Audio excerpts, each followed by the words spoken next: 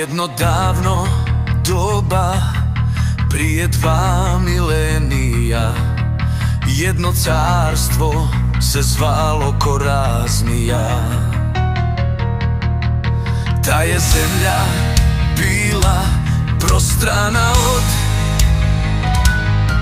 Aralskog mora do Tigrisa, uz rijeke Amu i Sirdarije i kamene čvrste nasipe.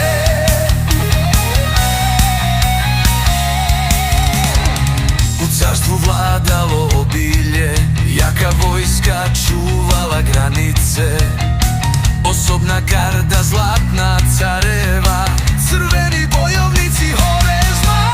Korazmija, Korazmija,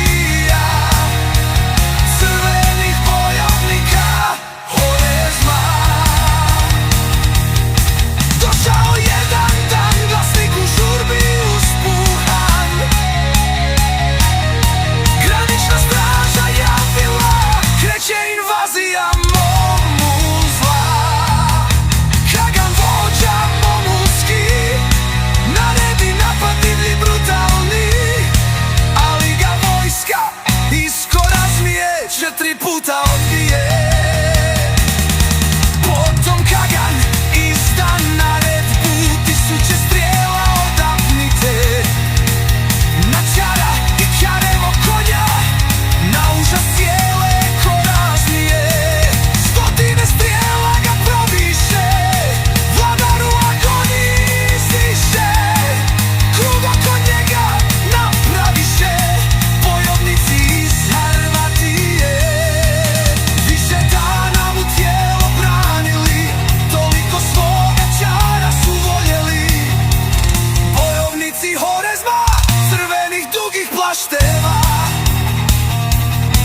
Kagan tada naredi da se napad zaustavi, želio je doznati ko su vojnici odani.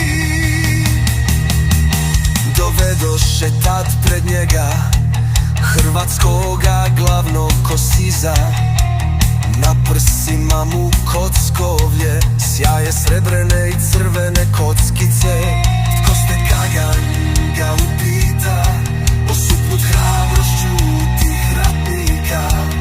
Crveni bojovnici Horezma, a naša zemlja Harvatija.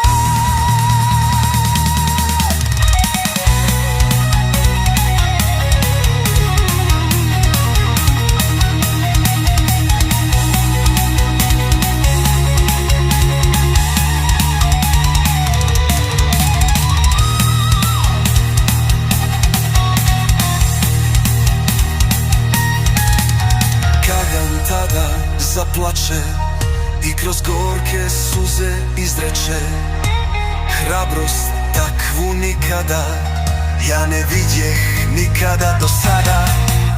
Korazmija,